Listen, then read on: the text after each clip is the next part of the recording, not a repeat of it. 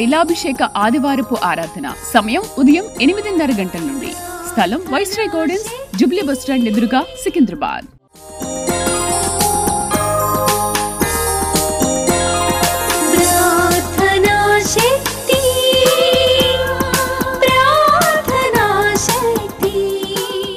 తాడేపల్లిగూడెం పరిసర ప్రాంత ప్రజలకు శుభవార్త.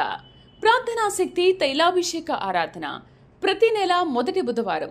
సమయం ఉదయం 10 గంటల నుండి. NK highway grounds, Autonagar, Gudem highway bypass road, Tadepalligudem. ప్రార్థనా శక్తి తైలాభిషేక ఆరాధన ప్రతి నెల మొదటి గురువారం. సమయం ఉదయం 10 గంటల నుంచి. స్థలం తూర్పుగోదావరి జిల్లా, అమలాపురం దగ్గర, ఉప్పలగుప్తంలో. ప్రార్థనా శక్తి తైలాభిషేక ఆరాధన ప్రతి నెల మొదటి శుక్రవారం. స్థలం అడబాల గార్డెన్స్, ఎల్ఎన్టీ బిల్డింగ్స్ పక్కన, పెంకులపాడు రోడ్డు, పాలకొల్లు. ప్రార్థనా శక్తి తైలాభిషేక ఆరాధన ప్రతి నెల మొదటి శనివారం. మొదటి ఆరాధన 7 గంటల నుండి 10 గంటల వరకు. రెండవ ఆరాధన 10 గంటల నుండి 1 గంట వరకు. స్థలం మేరీస్టెల్లా auditorium, పంటకాలువ road, NTR circle, Vijayawada. ప్రార్థనా శక్తి తైలాభిషేక ఆరాధన ప్రతి నెల రెండవ మంగళవారం. సమయం ఉదయం 10 గంటల నుండి. Sri Convention Hall, CR Reddy Women's College, Vatluru, Eluru. ప్రార్థనా శక్తి తైలాభిషేక ఆరాధన ప్రతి నెల రెండవ బుధవారం. సమయం ఉదయం 9 గంటల నుండి. స్థలం airport road, quarry market, Renuka apartment దగ్గర, రాజమండ్రి. ప్రార్థనా శక్తి తైలాభిషేక ఆరాధన ప్రతి నెల రెండవ గురువారం. సమయం ఉదయం 10 గంటల నుండి. స్థలం సుబ్బలక్ష్మి కళ్యాణ మండపం, railway new colony, Srikanya theatre, Visakhapatnam. ప్రార్థనా శక్తి తైలాభిషేక ఆరాధన ప్రతి నెల రెండవ శుక్రవారం. సమయం ఉదయం 10 గంటల నుండి. స్థలం కాపు కళ్యాణ మండపం, ఎన్ఎఫ్సిఎల్ రోడ్, ఆర్టీఓ ఆఫీస్ పక్కన, ఆర్ఆర్ నగర్, కాకినాడ. యేసయ్య నామములో మీకు వందనాలు తెలియపరుస్తూ ఉన్నాను. ఈ దినం కొరకు దేవుడు సిద్ధపరిచిన వాగ్దానాన్ని మనం స్వాధీనపరచుకుందాం. పరిశుద్ధ గ్రంథంలో నుండి కీర్తన 147వ అధ్యాయము 14వ వచనం ద్వారా దేవుడు మీ కుటుంబాన్ని దర్శిస్తూ ఉన్నారు. కీర్తన గ్రంథము 147వ అధ్యాయము 14వ వచనం. నీ సరిహద్దులలో సమాధానము కలగజేయవాడు ఆయనే, మంచి గోధుమలతో నిన్ను తృప్తిపరచువాడు ఆయనే. నీ సరిహద్దులలో సమాధానము కలగజేయవాడు. ఎంతో కాలం నుండి కోర్టులని అయ్యని సమాధానం లేకుండా, నాకు ఇక్కడ దాకా ఉందంటావు, అవతల వ్యక్తి నీ దగ్గరికి వచ్చి ఇందులో నాకుందంటే, ఇలా గొడవలు ఎంతమంది వచ్చినా అమ్మ వాళ్ళ గొడవ ఇండియా పాకిస్తాన్ గొడవ లాంటిది తేలదని అందరూ వెళ్ళిపోయారేమో, కానీ దేవుడు దిగి వచ్చి నీ సరిహద్దులు, నీ ల్యాండ్ గొడవలు, వివాదములన్నీ దేవుడు సెటిల్ చేస్తున్నాడు. నీ భూమిని ఎవరెవరు ఆక్యుపై చేసేసి, దొంగలించేసి, ఆ యొక్క సరిహద్దు రాళ్ళు పాతి దూరం చేసేసి అసలు నీ భూమే లేకుండా చేస్తున్నారు. దేవుడి దినము నీకు ఇస్తున్న మాట ఏంటంటే, నీ సరిహద్దుల్లో విశాలత, నీకు ఒక పీస్ అనమాట.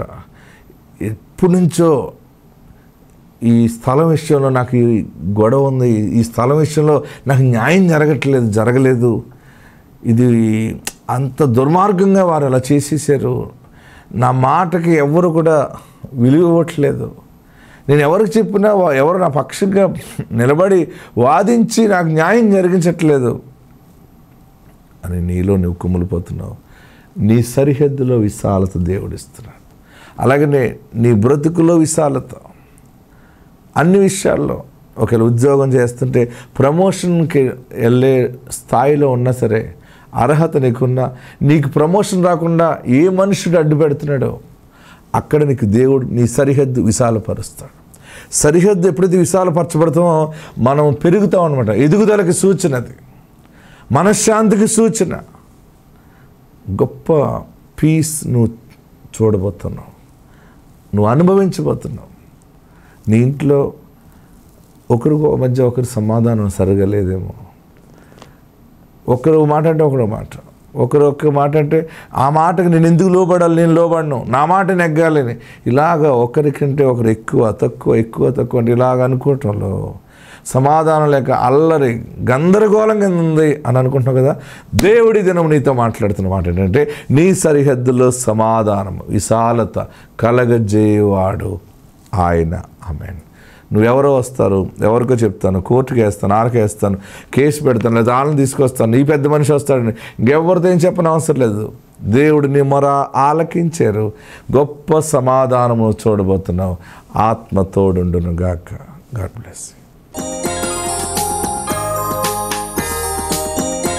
ఈ ప్రార్థనా శక్తి పరిచర్య చాలా తారాస్థాయికి దేవుడు ఆశీర్వదించాడు. ఆమేన్.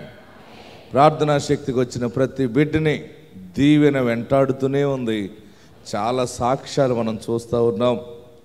చూడండి, జీవముల దేవుని సన్నిధానంలో మరి వివాహం జరగలేని వారి గురించి ప్రార్థన చేస్తే దేవుడు వివాహం జరిగించారు.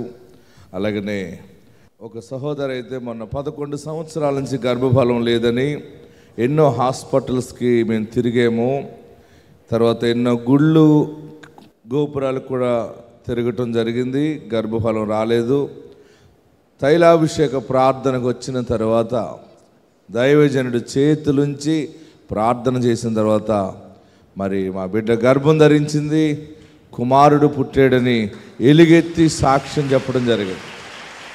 చూడండి, ఈ సాక్ష్యాన్ని ఇంతవరకు మన ప్రార్థనల ద్వారా దేవుడు 5500 మందికి దేవుడు గర్భఫలాలు ఇచ్చాడు. పిల్లలు పుట్టరు అన్నవారికి దేవుడు ప్రార్థన ద్వారా, మన ప్రార్థనలో యేసయ్య గౌరవించి గర్భాలు తెరుస్తూ ఉన్నాడు. జ్ఞానమైన బిడ్డల్ని దేవుడు అనుగ్రహిస్తూ ఉన్నాడు. చూడండి, ఈ సాక్ష్యం చూద్దాం. వీరు పోతవరం నల్లజర్ల నుంచి ఇక్కడ తాడేపల్లిగూడెం తైలాభిషేకానికి వచ్చారు. వీరు 2022 సెప్టెంబర్ నుంచి ఇక్కడ తైలాభిషేకానికి వస్తూ ఉన్నారు. వారు వివాహం జరిగి 11 సంవత్సరాలు అయింది. అయినా గర్భఫలం లేదు. వాళ్ళు చేయని ప్రయత్నం అంటూ లేదు, తిరగని హాస్పిటల్ అంటూ లేదు. దగ్గర 10 నుంచి 15 లక్షల వరకు వాళ్ళు ట్రీట్మెంట్స్కి ఖర్చు పెట్టారు. ఎన్నో గుళ్ళు, దేవాలయాలు, ఎన్నో వాళ్ళు తిరగని చోటు అంటూ లేదా గర్భఫలం కోసం వాళ్ళు ఎన్నో ప్రయత్నాలు చేశారు. చేసి ఇంకా విసిగిపోయారనమాట. విసిగిపోయినప్పుడు వారి చుట్టాల ఒక వ్యక్తి ద్వారా ఇలా తైలాభిషేకం జరుగుతుంది, దైవజనులు ఫలం ఇస్తే పిల్లలు పుడుతున్నారని శ్రీనివాస్ గారి తల్లి గారికి చెప్పడం జరిగినప్పుడు వారు విశ్వాసంతో ఇక్కడ తైలాభిషేకానికి తీసుకొచ్చినప్పుడు దైవజనులు ప్రార్థన చేసినప్పుడు మొదటిగా తను కన్సీవ్ అయినా కూడా తన ముక్కుకి ఆపరేషన్ చేయించుకోవడం వల్ల దాని ఎఫెక్ట్, మెడిసిన్ ఎఫెక్ట్ కడుపులో ఉన్న బేబీకి జరగడం 6వ నెలలో తను అబార్ట్ అయిపోయిన తర్వాత మళ్ళీ 1 నెలకే తను గర్భం ధరించడం జరిగింది. తన గర్భం ధరించిన తర్వాత కూడా తన గర్భంలో ఉన్న బిడ్డకి కిడ్నీ ప్రాబ్లం ఉందని ఒకసారి వెళ్తే 2 కిడ్నీలు వాపు ఉన్నాయని చెప్పడం జరిగింది. అలానే మళ్ళీ వెళ్తే 1 కిడ్నీ ప్రాబ్లం ఉందని చెప్పారు. కానీ దైవజనుల దగ్గరికి వచ్చి చెప్పారు, ఇలా అంటున్నారని చెప్పినప్పుడు దైవజనులు ప్రార్థన చేసి ఎటువంటి ప్రాబ్లం లేకుండా ఆరోగ్యంగా పుడతాడని చెప్పినప్పుడు దైవజనులు ప్రార్థన చేస్తున్న విధంగా దేవుడు కార్యం చేసి చక్కటి ఆరోగ్యమైన కుమారుని వారికి అనుగ్రహించారండి. వివాహం జరిగిన 11 సంవత్సరాలకి ఎన్నో ప్రయత్నాలు, ఎంతో డబ్బు ఖర్చు పెట్టి IVF ట్రీట్మెంట్ ఇవన్నీ చేయించుకున్నా కూడా జరగని కార్యం తైలాభిషేకానికి వచ్చి దైవజనులతో ప్రార్థన చేయించుకున్న తర్వాత దేవుడు వారి పట్ల కృప చూపించి చక్కటి ఆరోగ్యమైన కుమారుని వారికి హల్లెలూయా. మరొక సాక్ష్యం ఏంటంటే 10th క్లాస్ చదివాడు అబ్బాయి. 10th క్లాస్లో ఎగ్జామ్స్లో 2 సబ్జెక్టులు పోయినాయని ఆ పిల్లవాడిని తల్లిదండ్రులు గద్దించారు. అందరూ పాస్ అయ్యారు, నువ్వు ఇలాగయ్యో అలాగయ్యో ఇది అంటారు కదా. గద్దిస్తే ఆ మనిషి ఏం చేశాడంటే ఈ చేలకు కొడతారు కదా పాయిజన్, ఆ చేలకు కొట్టి పురుగు మందు తాగేశాడు. పురుగుల మందు తాగి ఇంక చనిపోతాడన్న స్థితిలో హాస్పిటల్ తీసుకెళ్తే డాక్టర్లు ఇప్పటికే లేట్ అయిపోయింది, లోపడంతా పాడైపోయింది, ఆ ఇన్ఫెక్షన్ ఎక్కువైపోయిందని చెప్పి వారి చేత సంతకాలు పెట్టించుకుంటే వారు ఏం చేశారంటే అక్కడ ప్రార్థనా తైలం తీసుకుని వెళ్ళి డాక్టర్లు చేతులు ఎత్తేసినా సరే దైవజనుడు చేతులుంచి ప్రార్థన చేసిన ప్రార్థనా శక్తి తైలం మన దగ్గర ఉంది. దేవుని కార్యం జరుగుతుంది.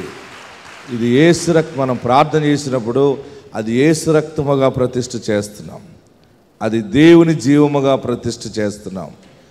మరి వాగ్దానం ద్వారా పుట్టాను కనుక దేవుడు నాకు ఇచ్చిన అధికారము వరమును బట్టి నేనైతే ప్రార్థిస్తున్నాను.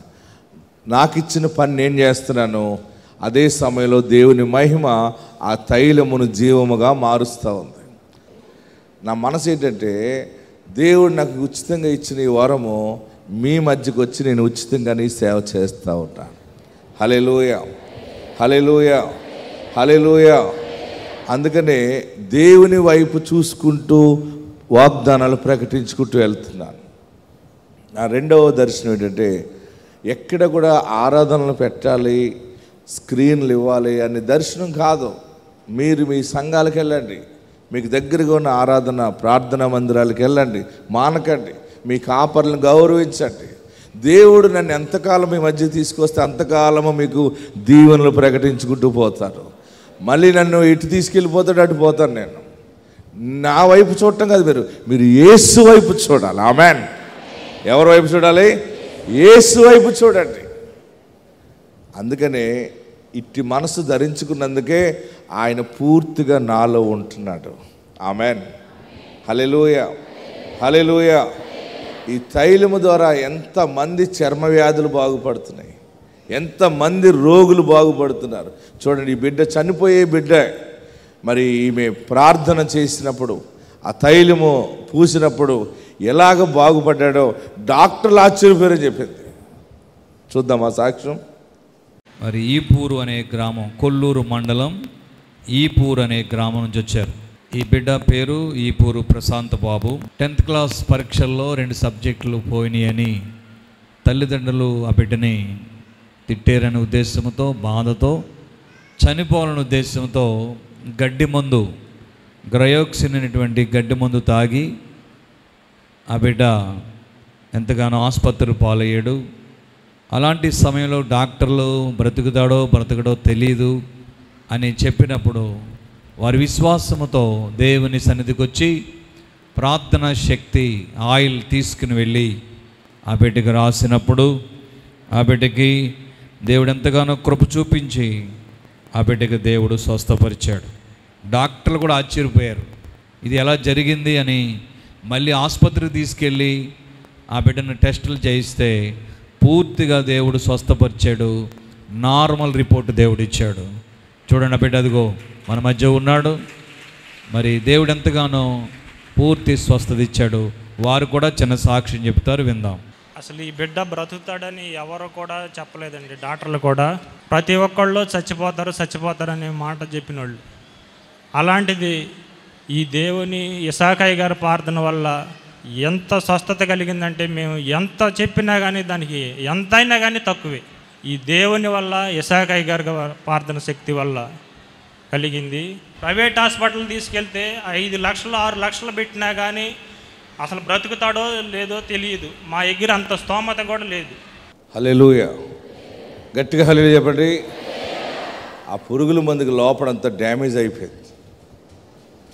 కానీ ప్రార్థన తైలం ద్వారా ఏమైందంటే మళ్ళీ పరిపూర్ణంగా మహిమ ద్వారా కడగబడింది అనమాట. ఆమె అందుకనే మన పెదవుల ప్రార్థనకి దేవుడు జవాబిస్తున్నాడు కనుక దీనికి ప్రార్థనా శక్తి అని పేరు పెట్టాను. ఆమెన్. మరొక సాక్ష్యం చూడండి. బిడ్డ వివాహం కోసం వాళ్ళ అమ్మాయి వివాహం జరగలేదని భర్త ఏమో తాగుడు బానిస అయిపోయాడు. అందరూ కూడా ఇంకా ఈమె బిడ్డ పెళ్లి చేయలేదు, భర్త ఎలాగున్నాడు, వీళ్ళ పరిస్థితి బాగాలేదు అనుకుంటే ఆమె తైలాభిషేక ప్రార్థనకు వచ్చింది. దేవుని వాక్యమును విన్నది. తన భర్త విషయంలో గొప్ప మార్పు వచ్చింది. తాగుడు నుండి భర్త మార్పు చెందటం, బిడ్డకి మంచి సంబంధం రావటం, వివాహం జరగటం, అద్భుతమైన సాక్ష్యము తైలాభిషేకానికి వచ్చి చెప్పింది. ఈ సాక్ష్యాన్ని మనం విందాం. నా పేరు జానసి. నేను సంవత్సరం మట్టి మా పిల్లకి సంబంధాలు చూసుకుంటూనే వస్తుంటే ఎక్కడికి పోయినా కుదరపాకంటే ఇది 4వ నెల నేను రాపటం. అయ్యగారికి చెప్పా, అయ్యా నా పిల్లకి వివాహం చేసుకోవాలి అని అంటే జరిగిద్దిలే పో అండు. నేను ఇక్కడ నుంచి వెళ్ళి అక్కడ చెట్టు కాడ భోజనం చేస్తున్నాళ్ళకే మా పిల్ల ఫోన్ చేసింది. ఆమె పెళ్లి కోసం నా అన్నయ్య వాళ్ళు ఫోన్ చేశారు అని. అయ్యా నువ్వు ఉన్నావు నాయన, ఇసాకాయి గారు ప్రార్థనకు వచ్చాక నా బిడ్డకి మంచి మేలు జరిగింది, సంబంధం కుదిరింది. రక్త సంబంధులు, బంధుమిత్రులు అందరూ దూషించుతూ మాట్లాడుతూ ఏంటి వాళ్ళకేంటి డబ్బులు ఉన్నాయి, వాళ్ళకేంటి ఎన్ని డబ్బులైనా ఇస్తారని 4-3 సంబంధాలు చెడగొట్టారు. చెడగొట్టినా కూడా నేను దేవుడిని ఒకే భారం వేసా, అయ్యా నువ్వు నాకు మేలు చేస్తావు, నిన్ను నేను నమ్ముకుంటున్నా, నువ్వు ఏం చేస్తావో నాకు తెలియదు, నా భర్త తాగుతాడు, నువ్వేం చేస్తావో నీ మీద నేను భారం కలిగి ఉండానని దేవుడి మీద భారం వేసి నేను ముందుకు సాగిపోతున్నాళ్ళకి ఇక పెళ్లి కుదిరింది. మళ్ళీ 3వ నెలల పెళ్లి పెట్టుకున్నాం. మళ్ళీ ఎక్కడికి వచ్చాం. అయ్యగారికి చెప్తే మంచిగా జరిగిద్ది వెళ్ళు అన్నారు.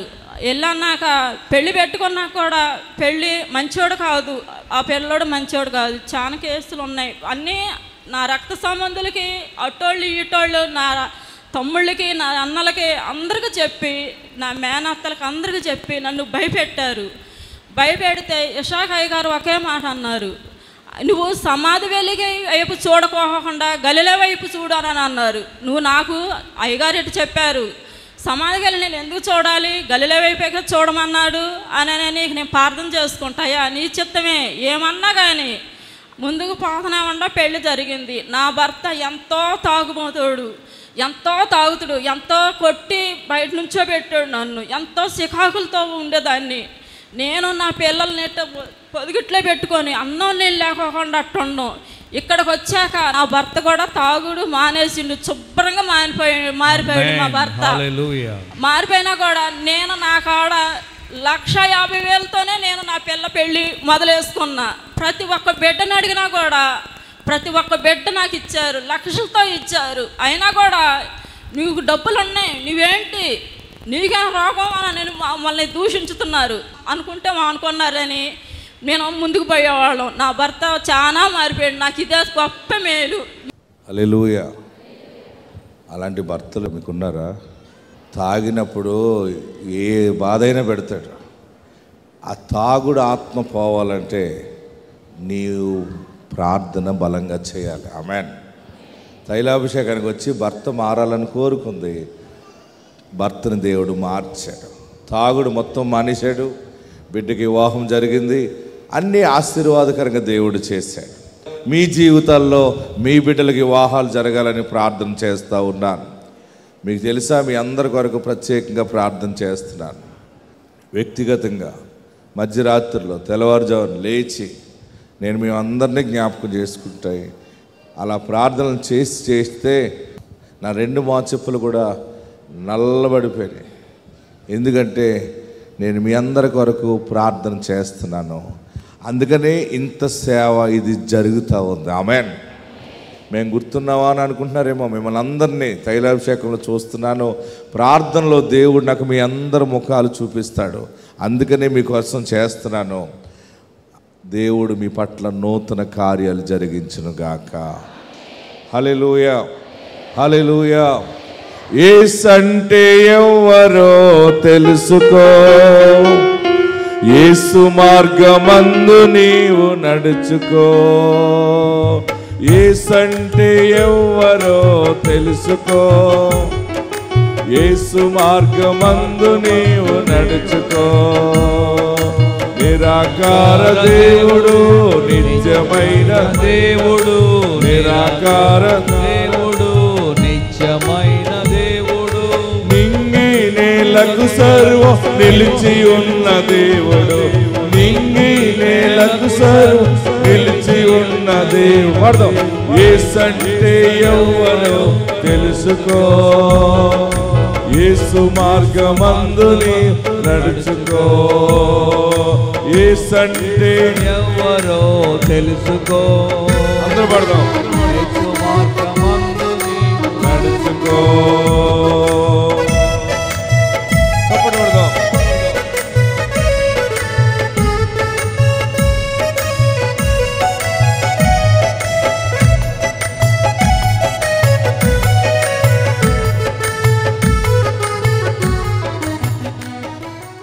గట్టిగా హల్లెలూయా చెప్పండి. మొన్న ఒక ఆమె వచ్చి, అయ్యగారండి స్కాన్ చేయించుకున్నాను, ఆడపిల్లని చెప్పారండి అంది. ముందు పిల్లలు లేరని వచ్చింది, ప్రార్థన చేసాం, దేవుడు గర్భం ఇచ్చాడు. గర్భం ఇచ్చినప్పుడు సైలెంట్గా ఉండాలి కదా. పైగా 6 నెలలు పూర్తి అయిపోయింది అన్నది, 7వ నెల అంది. అయ్యగారండి మొన్న మీరు దొరకలేదు, లైన్లో నిలబడ్డాను, కానీ నాకు ఇప్పుడు లోపల ఆడపిల్ల ఉందంటండి. ఏముంది? ఎవరు చెప్పారు నీకు? నన్ను స్కాన్ చేస్తే ఆడపిల్లని చెప్పారు, తెలిసిందండి. వాళ్ళు మాకు తెలుసున్న వాళ్ళండి, ఆ డాక్టర్ సంబంధించిన వాళ్ళు, ఆడపిల్లటండి. మరి ఇప్పుడు ఎలాగన్నాను? ఏమోనండి బాబు, మీరు ఏం చేసినా కానీ మగపిల్లని చేసేయండి అంత. మగపిల్లని చేసేయడానికి ఆ టెక్నికల్ అంతా ఆయన దగ్గర ఉంది, మన దగ్గర ఏముంటుంది? మన దగ్గర ప్రార్థన తప్ప ఏముంటుంది? నేను అన్నాను, ఇప్పుడు 6 నెలలు పూర్తి అయిపోయింది, 7వ నెల వచ్చేసింది కదా, ఇప్పుడు మార్చడానికి ఎలా ఉంటుందమ్మా? మరి అదేదో అప్లికేషన్ మొదటి నెలలో 2వ నెలలో పెడితే కొంచెం తయారు చేసేటప్పుడు పార్ట్లన్నీ సెట్ చేస్తాడు అయినా, ఇప్పుడు అన్నీ అయిపోయాక ఇంకెలాగన్నాను. ఏమోనండి, మా అత్తగారు ఊరుకోదండి అంతే. వాళ్ళ అత్తగారు అందట, నువ్వు ఎలాగైనా మగపిల్లని ఎత్తుకుంటేనే మా ఇంటికి వచ్చేది, లేకపోతే లేదన్నదట. నా కాపురం నిలబడాలండి అంది. ప్రభువా, నీవు బిడ్డ కాపురం నిలబడాలంటే ఎలా బాబు అని మళ్ళీ ప్రార్థన చేసి మొదలెట్టి, నేనన్నా, నీ ప్రార్థన తైలం తీసుకో, ఈ తైలం నువ్వు తాగు, నేను ప్రార్థిస్తాను, విశ్వాసం ఉంచు, ఆయన నీ పట్ల జాలి పడ్డాడు అనుకో, మళ్ళీ అక్కడ ఆ మగపిల్లోడుగా తయారు చేసి ఇవ్వచ్చు నీకు అన్నాను. ఏమండి, మీ నోటప్పుడు ఒక్క మాట వస్తే చాలండి అది. నేనేదో సలహా ఇస్తున్నాను నీకు, అంత తయారైపోయింది ఆడబిడ్డ, మగబిడ్డగా మార్చడం కష్టం. ఏమనండి, దేవునికి సమస్తం సాధ్యమే, మీరు అందరికి ఏది చెప్తే అది అవుతుంది, మీరు చెప్పంటారు.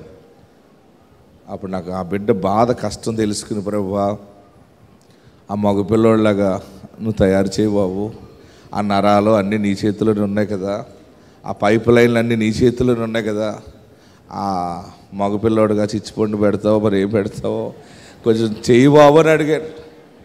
ఎందుకంటే జీవం గల దేవుడు ఎంత గొప్ప, మన యేసయ్య ఎంత గొప్పవాడంటే ప్రతి చిన్న ప్రార్థన గౌరవించేస్తాడు. మొన్న ఆశ్చర్యం ఏంటంటే, మొన్న మగపిల్లడు పుట్టాడు, గట్టిగా చప్పటి పెట్టి ప్రభుని స్తుతించాడు. ఇలాగ ఆడపిల్లల అనుకున్న వారు మగపిల్లలుగా పుట్టిన సాక్ష్యాలు దగ్గరగా ఒక 40-50 ఉన్నాయి మన దగ్గర. మీకు ఎందుకు చెప్తానంటే, యేసయ్య బలమైన వాడు, నిజమైన వాడు, మీ ఏదైనా తీరుస్తాడు. ఫస్ట్ మీరు ఏం చేయాలంటే, మీ గుండె నిండా యేసుని చేర్చుకోండి. ఆమేన్. ఎవరిని చేర్చుకోవాలి? యేసయ్యని చేర్చుకోండి. అందరూ లేచి నిలబడి తల్ల వంచండి. దేవుడు బలమైన వాగ్దానం ఇచ్చి పంపిస్తున్నాడు నిన్ను.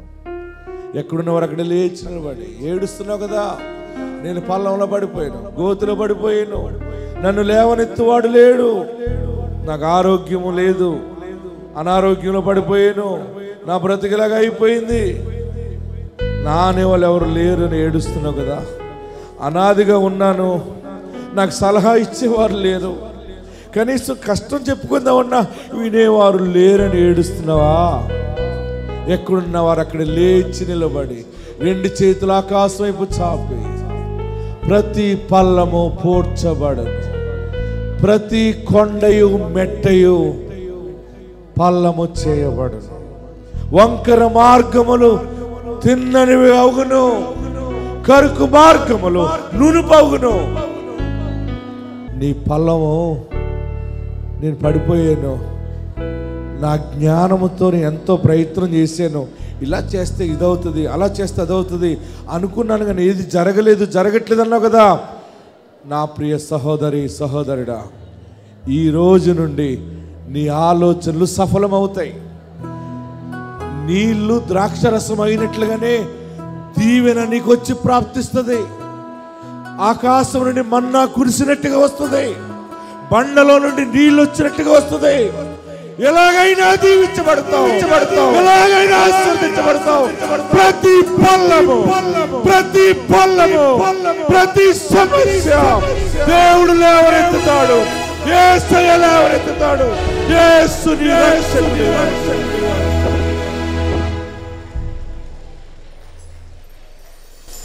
ఏడవబాకు. గుండె నిండా బాధ ఉంది, దారి లేదని ఏడుస్తున్నావా? యేసే నీకు దారిస్తున్నాడు, యేసయ్య నీకు దారి కలగజేస్తున్నాడు. దేవునికి విరోధంగా ఏదైనా పాపం చేసేవా? ఇంకా వంకర మార్గంలోనే ఉన్నావా? ఇంకా చెడు బుద్ధులే కలిగి ఉన్నావా? ఓర్చుకోలేని మనస్సు కలిగి ఉన్నావా? తీసేయి, యేసయ్యకి చోటి. ఇక నీ మార్గములు సరళమవుతాయి. అన్ని విషయాలు అభివృద్ధి చూస్తావు. గుండె నిండా ఉన్న కన్నీళ్ళు జీవపు ఓటగా దేవుడు మారుస్తాడు. అందరం ప్రార్థన చేద్దాం. హల్లెలూయా, హల్లెలూయా, హల్లెలూయా. అందరూ ప్రార్థన చేద్దాం. ప్రతి పల్లము పోడ్చబడు. తాడేపల్లిగూడెం పరిసర ప్రాంత ప్రజలకు శుభవార్త. ప్రార్థనా శక్తి తైలాభిషేక ఆరాధన ప్రతి నెల మొదటి బుధవారం. సమయం ఉదయం 10 గంటల నుండి. NK highway grounds, Autonagar, Gudem highway bypass road, Tadepalligudem. ప్రార్థనా శక్తి తైలాభిషేక ఆరాధన ప్రతి నెల మొదటి గురువారం. సమయం ఉదయం 10 గంటల నుంచి. స్థలం తూర్పుగోదావరి జిల్లా అమలాపురం దగ్గర ఉప్పలగుప్తంలో. ప్రార్థనా శక్తి తైలాభిషేక ఆరాధన ప్రతి నెల మొదటి శుక్రవారం. స్థలం అడబాల గార్డెన్స్, ఎల్ఎన్టీ బిల్డింగ్స్ పక్కన, పెంకులపాడు రోడ్డు, పాలకొల్లు. ప్రార్థనా శక్తి తైలాభిషేక ఆరాధన ప్రతి నెల మొదటి శనివారం. మొదటి ఆరాధన 7 గంటల నుండి 10 గంటల వరకు.